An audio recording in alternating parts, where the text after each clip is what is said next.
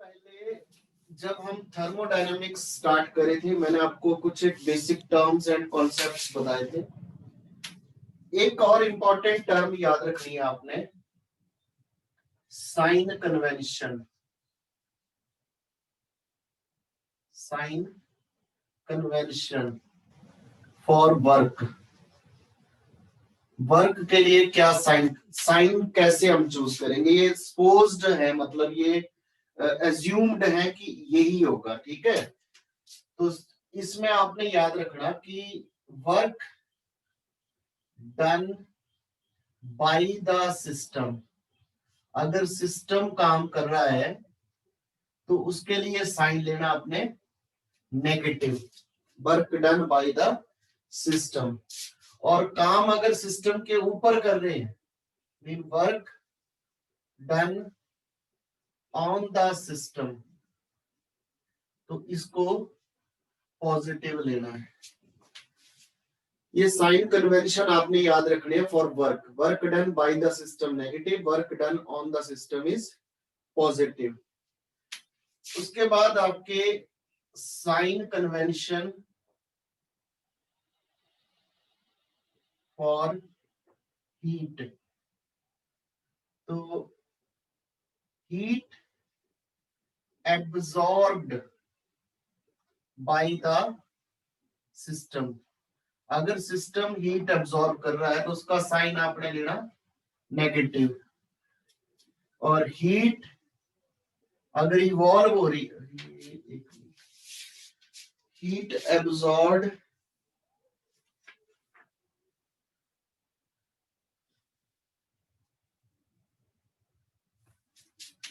एक मिनट बच्चों, जरा कंफ्यूजन सा हो रहा है थोड़ा।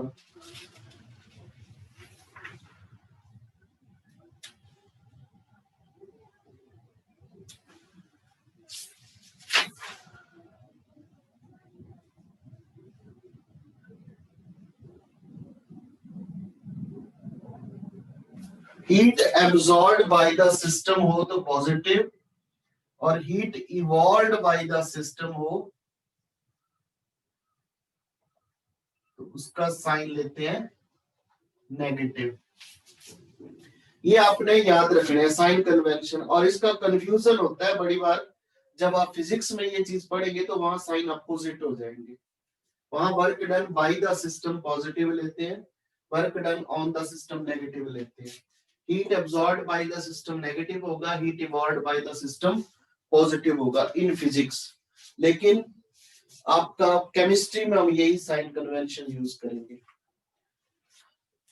अब हम थर्मोडायनेमिक क्वांटिटीज के बारे में पढ़ रहे थे, उसमें मैंने आपको लास्ट में बताए थे thermodynamic processes, reversible processes, irreversible processes. Next जो कॉन्सेप्ट है आपका, that is internal energy. Internal energy, इसके लिए सिंपल लिखा जाता है यू। जो ओल्ड लिटरेचर है, आप पुरानी कोई किताब पढ़ेंगे तो वहां पे ई भी लिखा हो सकता है, कई जगह पे इंटरनल एनर्जी को ई से भी लिखा होता है, लेकिन अब इसका साइन जो है वो चेंज कर दिया गया यू। इंटरनल एनर्जी है क्या? डेफिनेशन अगर इसकी लिखनी हो तो it is the total energy, total energy stored within system और substance।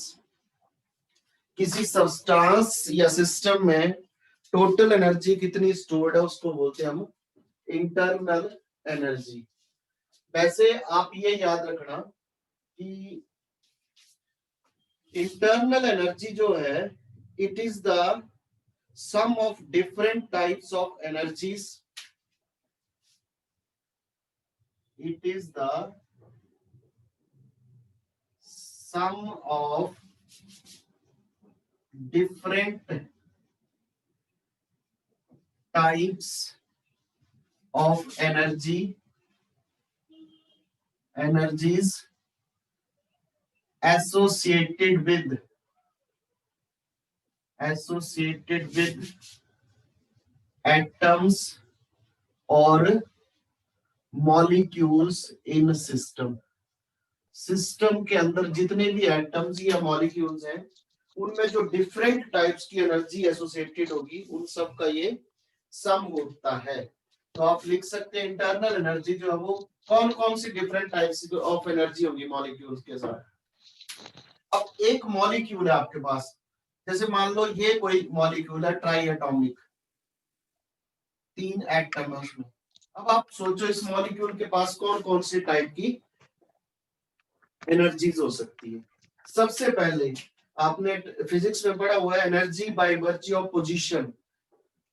तो जो इस मॉलिक्यूल की पोजीशन के कारण एनर्जी होगी दैट इज पोटेंशियल एनर्जी। ये मॉलिक्यूल जो है वो मोशन में भी हो सकता है, अगर गैसियस या लिक्विड स्टेट में है तो मोशन के कारण जो एनर्जी होगी दैट इज काइनेटिक एनर्जी। और मोशन 3 प्रकार का हो सकता है, या तो ये मॉलिक्यूल एक जगह से दूसरी जगह जा रहा होगा, एक जगह से अगर दूसरी जगह जा रहा है तो इसको बोलते हैं ट्रांसलेट करना, ट्रांसलेशन होनी, तो तब हम काइनेटिक एनर्जी को बोलेंगे ट्रांसलेशनल काइनेटिक एनर्जी। अगर ये मॉलिक्यूल अपनी एक्सिस पर ऐसे रोटेट कर रहा है तो जो उसके कारण काइनेटिक एनर्जी होगी that is called rotational kinetic energy. और कई बार क्या होता है, कई बार क्या ये होगा ही होगा, जैसे मान लो आप दिख रहा आपको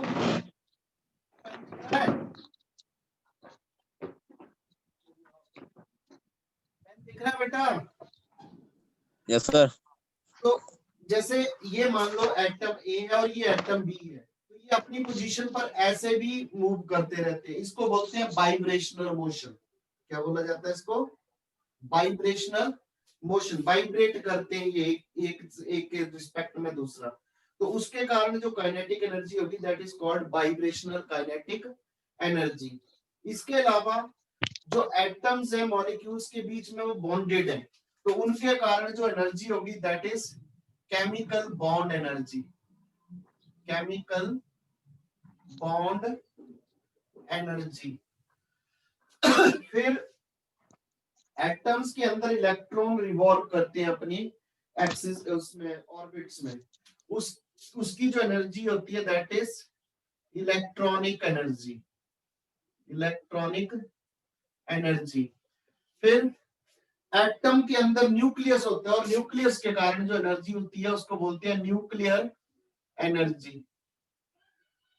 इन सब एनर्जीज का जो सम होगा that will be called as internal energy. अब ध्यान दो, ये तो एक मॉलिक्यूल के लिए है, हम एक ही मॉलिक्यूल में इतनी सारी एनर्जीज को एग्जैक्टली मेजर नहीं कर सकते, एग्जैक्ट वैल्यू मेजर नहीं कर सकते। अब सिस्टम के अंदर तो पता नहीं कितने मॉलिक्यूल्स हैं, वो एक दूसरे की पोजीशन को भी डिस्टर्ब करेंगे, एक दूसरे के मोशन को भी डिस्टर्ब करेंगे, कभी भी उनकी वेलोसिटी कांस्टेंट नहीं रहेगी।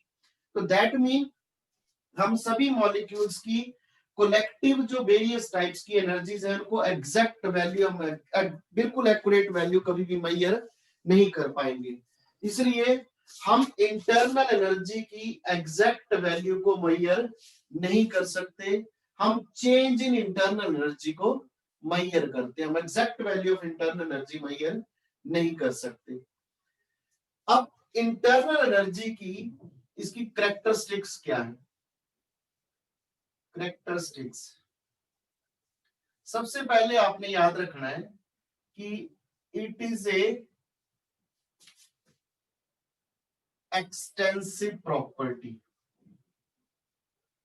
एक्सटेंसिव प्रॉपर्टी मतलब ये इस बात के ऊपर डिपेंड करेगी कि सिस्टम में सब्सटेंस की अमाउंट क्या है, अमाउंट ऑफ सब्सटेंस के ऊपर डिपेंड करेगा। Number 2, it is a state function. State function mean अगर एक प्रोसेस हो रहा है, इफ उसमें internal energy in final state है, internal energy in final state is equal to U2 and internal energy in initial state is equal to U1. तो आपका जो चेंज इन इंटरनल एनर्जी होगा, चेंज इन इंटरनल एनर्जी, इसको denote करेंगे delta U से। ये होगा internal energy in final state minus internal energy in initial state. आप किस तरह से वो चेंज लाए हैं उसके ऊपर डिपेंड नहीं करेगा, पाथ ऑफ द प्रोसेस के ऊपर change in internal energy depend नहीं करेगी। चेंज इन इंटरनल एनर्जी सिर्फ डिपेंड करेगी सिस्टम की फाइनल स्टेट और इनिशियल स्टेट। अब यहां याद रखना दो तरह के प्रोसेस होते हैं, एक होता है आपका एक्सोथर्मिक। एक्सोथर्मिक प्रोसेस वो होते हैं जिनमें एनर्जी रिलीज हो जाती है, एनर्जी रिलीज हो जाती है। तो उसमें क्या होगा, U2 जो है वो लेस देन होगा U1 से।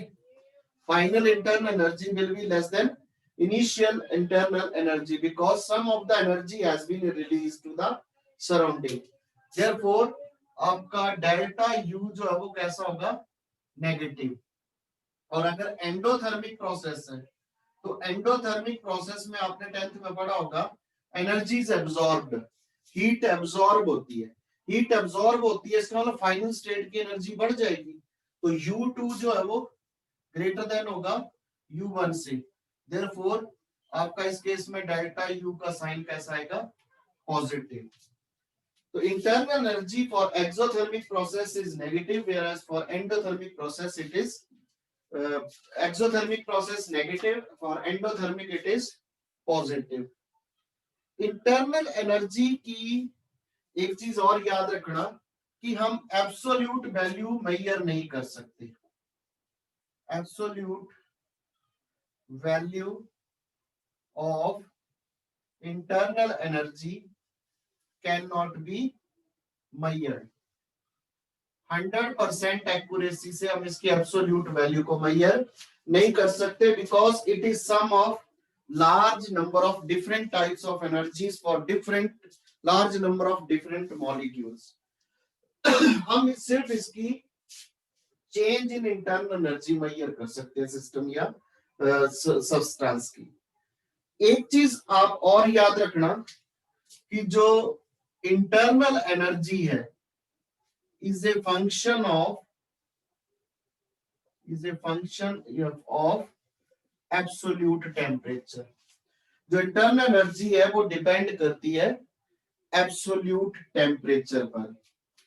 अब मैंने आपको बताए थे आइसोथर्मल प्रोसेस। आइसोथर्मल प्रोसेस में क्या होता है, टेम्परेचर चेंज नहीं होता, dt is 0, temperature main constant, that is temperature remain constant, temperature change नहीं होता। therefore internal energy will also remain constant, तो change in internal energy वो है 0 होगी in isothermal process। ये internal energy का कॉन्सेप्ट था। internal energy सिस्टम की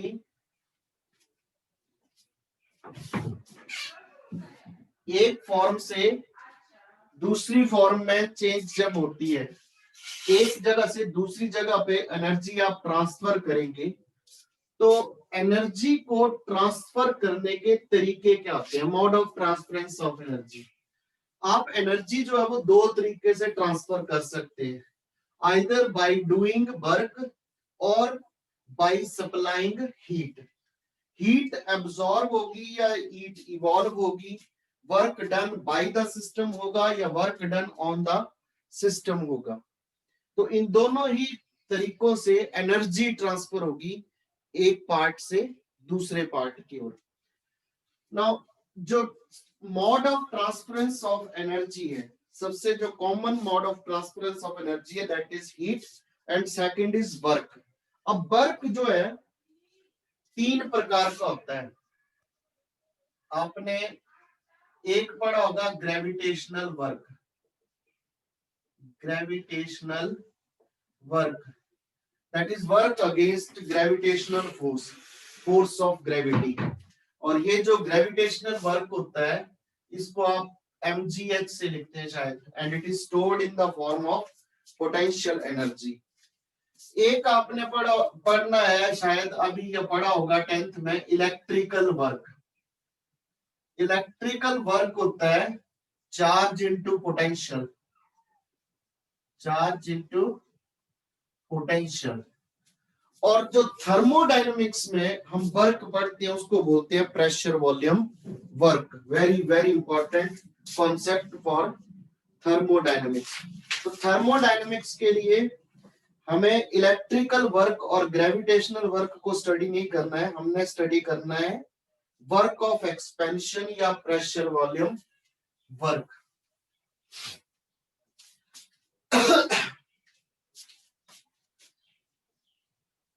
प्रेशर वॉल्यूम वर्क, ये इसको बोलते हैं वर्क ऑफ एक्सपेंशन और work of compression. Work of expansion और कंप्रेशन, वर्क ऑफ एक्सपेंशन या वर्क ऑफ कंप्रेशन, या गैस एक्सपेंड करेगी या कंप्रेस होगी उसके हिसाब से। तो ये हम कैसे करेंगे वर्क ऑफ एक्सपेंशन के लिए? दो तरीके से हम वर्क ऑफ एक्सपेंशन को जो है वो मेजर करते हैं। पहला है आपका isobaric reversible process. Isobaric process के लिए ऐसा प्रोसेस जिसमें प्रेशर कांस्टेंट रहेगा। मान लो हमारे पास एक सिलेंडर है which is fitted with frictionless piston. Suppose this cylinder is fitted with frictionless piston. मान लेते हैं let area of cross section of piston is equal to a centimetre square. अब इस सिलेंडर में कोई गैस है, मान लेते हैं let pressure of gas is equal to P gas लिख लेता हूं मैं। यहां पर जो गैस है उसका प्रेशर है pressure of gas P gas, और इस पिस्टन के ऊपर एटमॉस्फेयर के कारण भी प्रेशर लग रहा होगा, that is P. And pressure on piston is equal to P। Process देखो, अगर गैस का प्रेशर ज्यादा है देन एटमॉस्फेरिक प्रेशर, यहां प्रेशर ज्यादा है तो पिस्टन जो है वो अपवर्ड मूव करेगा, और गैस का प्रेशर अगर एटमॉस्फेरिक प्रेशर से कम है तो पिस्टन जो है वो डाउनवर्ड मूव करेगा। अगर पिस्टन गैस का प्रेशर बड़ा ज्यादा है तो पिस्टन जो है वो एकदम से बाहर की ओर आएगा या एकदम से अंदर की ओर आएगा अगर एटमॉस्फेरिक प्रेशर ज्यादा है। तो अगर प्रोसेस फास्ट होता है तो कल मैंने आपको बताया था कि वो इरिवर्सिबल प्रोसेस होता है।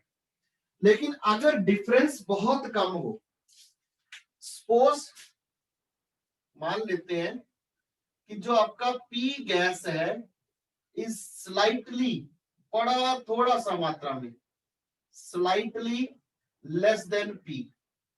मतलब ये आपने ये ध्यान रखना है कि गैस का प्रेशर जो है वो अप्रोक्सीमेटली पी के बराबर ही, एक्सटर्नल प्रेशर के बराबर ही है। तो लगभग थोड़ा सा कम है, थोड़ा सा कम है इसलिए क्या होगा, जो पिस्टन है वो स्लाइटली अपवर्ड मूव करेगा through a small distance. Let it moves upward outward through a distance dl। मान लेते हैं कितने डिस्टेंस से मूव करता है ये, dl से। और ये p गैस जो है वो ध्यान रखना कि आपका अप्रोक्सीमेटली p के बराबर ही है, थोड़ा सा ज्यादा है इसलिए पिस्टन अपवर्ड मूव कर गया। Let piston moves upward by small distance dl. Now force किसके बराबर होता है? फोर्स का फार्मूला होता है, सॉरी, प्रेशर किसके बराबर होता है? प्रेशर का फार्मूला होता है force upon area. Therefore force हो जाएगी equal to pressure into area. इस पिस्टन के ऊपर कितनी फोर्स लग रही होगी? Pressure into area. और जो गैस का प्रेशर है वो एटमॉस्फेरिक प्रेशर के लगभग बराबर ही है, और हमने एक्सटर्नल प्रेशर लेना, यहां पर ध्यान रखना। अब P डॉट ए, अब वर्क जो है वो किसके बराबर होता है? Work done in moving piston slightly by distance dl। और ये ध्यान रखना कि आउटवर्ड हो रहा है, बाहर की ओर जा रहा है, पिस्टन ऊपर को मूव कर रहा है, that mean work is done by the system. तो ये जो small amount of work done होगा वो होगा फोर्स इनटू डिस्टेंस, डिस्टेंस है dl, which is equal to P into A into dl. Now A into dl, area into height, this is small change in volume dv। area into dl जो है वो क्या है? Small change in volume. तो therefore dw is equal to P into dv, as work is done by the system। Gas expand हो रही है, work is done by the system. Therefore dw किसके बराबर होगा? Minus P into dv। ये है when the piston moves by a small distance dl, और volume में बिल्कुल स्मॉल चेंज होती है, that is dv। If volume changes from V1 to V2, ज्यादा वॉल्यूम चेंज हो जाता है, मान लेते हैं इनिशियल वॉल्यूम V1 है और फाइनल वॉल्यूम V2 है, तब टोटल वर्क डन कैसे निकालेंगे? Total work done W is equal to integration of dw from limit V1 to V2। तो आपका ये work done in reversible process, isobaric process कितना आ जाएगा? Integration V1 to V2 minus P into dv। Process जो है वो isobaric है, एज प्रेशर इज, इस इक्वेशन को आप मान लो इक्वेशन 1, इसको मान लो इक्वेशन 2। प्रेशर क्योंकि कांस्टेंट है, देयरफॉर W आ जाएगा minus P integration dv, integration dv from V1 to V2, which is equal to minus P dv की इंटीग्रेशन आएगी V from limit V1 to V2, dx की इंटीग्रेशन x, तो dv की integration V, which implies W is equal to minus P। अब ये limits होती हैं, this is upper limit lower limit, पहले अपर लिमिट अप्लाई करते हैं तो V2 minus V1, upper limit minus lower limit, which implies W is equal to minus P delta V। This is work of expansion in isobaric reversible process। Work of expansion in isobaric reversible process। अगर for reversible isothermal expansion, तब क्या होगा? Reversible isothermal expansion, अगर process जो है वो isothermal हो, तब आपका P कांस्टेंट नहीं होगा, टेम्परेचर कांस्टेंट है।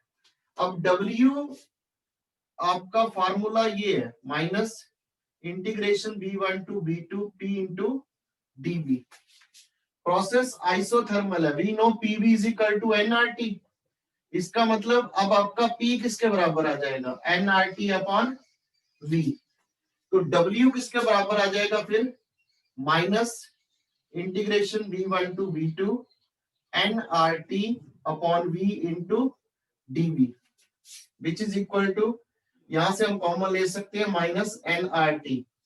आइसोथर्मल प्रोसेस है, T कांस्टेंट है, बाहर आ जाएगा, और integration V1 to V2 1 by V into dV। अब ये इंटीग्रेशन के फार्मूले हैं, 1 by V की इंटीग्रेशन होती है माइनस nRT, ये तो इंटीग्रेशन के बाहर है, this is log of V, और log होता है to the base E, limit V1 to V2, log to the base E। जो आप नॉर्मल log पढ़ते हो वो कॉमन लॉगरिथम होता है log to the base 10, which implies W is equal to minus nRT। यहां पर अब upper limit minus lower limit, log of V2 to the base E minus log of V1 to the base E, which implies W जो है वो कितना आ जाएगा, minus nRT। अब एक फॉर्मूला होता है log of A minus log of B is equal to log of A upon B, तो ये बन जाएगा log of V2 upon V1 to the base E, to the base E। अब इसको मैं यहां पर कर देता हूं, log to the base E को कॉमन लॉगरिथम में कन्वर्ट करना हो तो 2.303 से मल्टीप्लाई करते हैं, ये ध्यान रखना। log of x to the base E is equal to 2.303 log of x, ये फॉर्मूला होता है। log कॉमन लॉगरिथम और natural logarithm, log to the base E को बोलते हैं नेचुरल लॉगरिथम। देयरफॉर आपका ये क्या बन जाएगा, यहां से W is equal to minus 2.303 nRT log of V2 upon V1. This is work done in an isothermal reversible expansion. Work done in an isothermal reversible expansion. और अगर work done in isobaric process पूछते हैं तो W is equal to minus P delta B, वहां pressure constant होगा। तो ये work जो है वो, इसके लिए एक्सप्रेशंस है हमारे पास, और थर्मोडायनामिक प्रेशर वॉल्यूम वर्क, इसको बोला जाता है प्रेशर वॉल्यूम वर्क। अच्छा, एक चीज और ध्यान रखना, आपने वर्क के यूनिट पढ़े हुए हैं जॉल, वर्क के कॉमन यूनिट क्या पढ़े आपने, जॉल, लेकिन यहां पर आपके वर्क के यूनिट आएंगे, जो आपका प्रेशर वॉल्यूम वर्क है वो होता है P इंटू V, तो वर्क के यूनिट आएंगे एटमॉस्फेयर लीटर, एटमॉस्फेयर लीटर। तो इन दोनों में रिलेशन याद रखना, 1 एटमॉस्फेयर लीटर जो है वो 101.3 जॉल के बराबर होता है। 1 atmosphere litre is equal to 101.3 joule, 101.3 जॉल।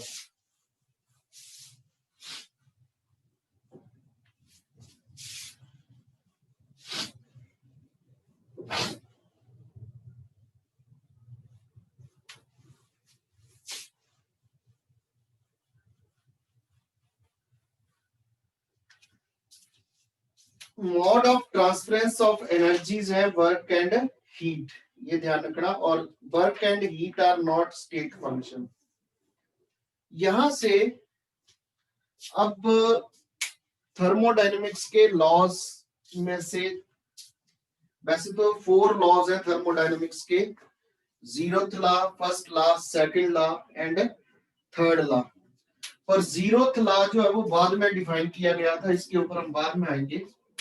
पहले जो सबसे इंपॉर्टेंट आपके एग्जामिनेशन पॉइंट ऑफ व्यू से लॉ है, that is first law of thermodynamics.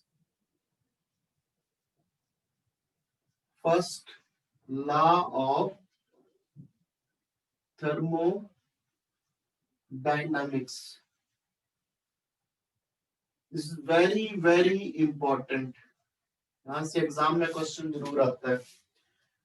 First law of thermodynamics या इसको law of conservation of energy भी बोला जाता है। Law of conservation of energy क्या लॉ होता है ये? This law states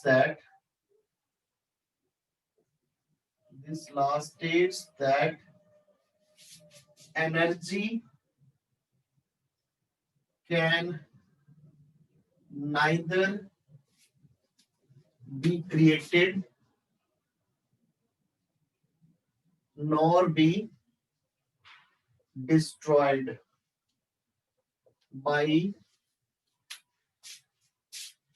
any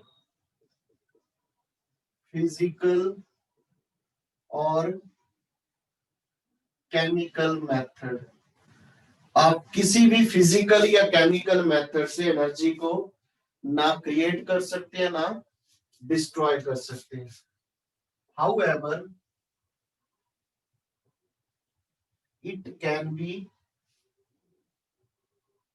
converted from one form to another। इसको हम एनर्जी को एक फॉर्म से दूसरे फॉर्म में कन्वर्ट कर सकते हैं, बट ना हम इसे क्रिएट कर सकते हैं ना ही डिस्ट्रॉय कर सकते हैं। ये इसकी डेफिनेशन है। इसकी जो मैथमेटिकल फॉर्मूलेशन है वो क्या है?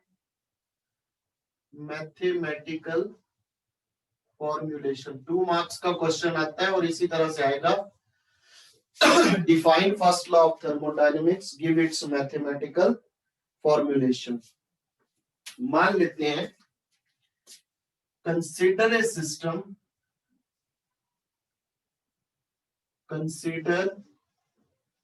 ए system whose initial internal energy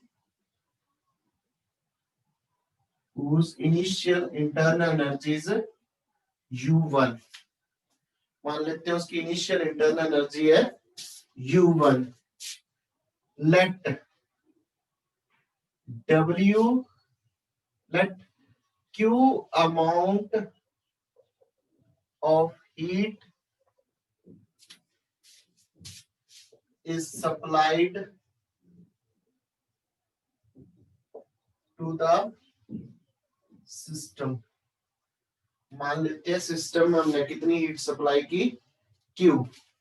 Therefore its internal energy become कितनी हो जाएगी अब? U1 plus Q।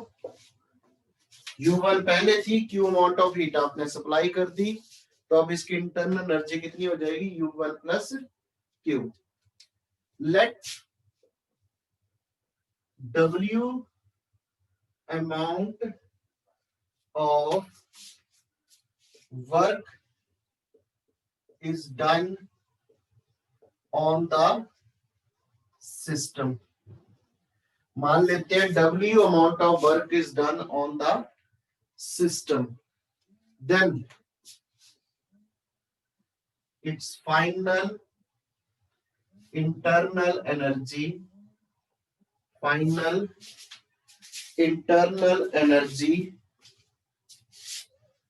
कितनी हो जाएगी? U2 will be U2 is equal to U1 plus Q। या Q amount of heat supply करने के बाद हो चुकी थी, और अब आप W amount of work done on the system है, सिस्टम के ऊपर काम कर रहे हैं, तो सिस्टम की एनर्जी बढ़ेगी U1 plus Q plus W। Therefore आपका U2 माइनस U1 किसके बराबर आ जाएगा? Q plus W, which implies delta U is equal to Q plus W. ये फर्स्ट लॉ ऑफ थर्मोडायनेमिक्स की मैथमेटिकल फॉर्मुलेशन है, delta U is equal to Q plus W.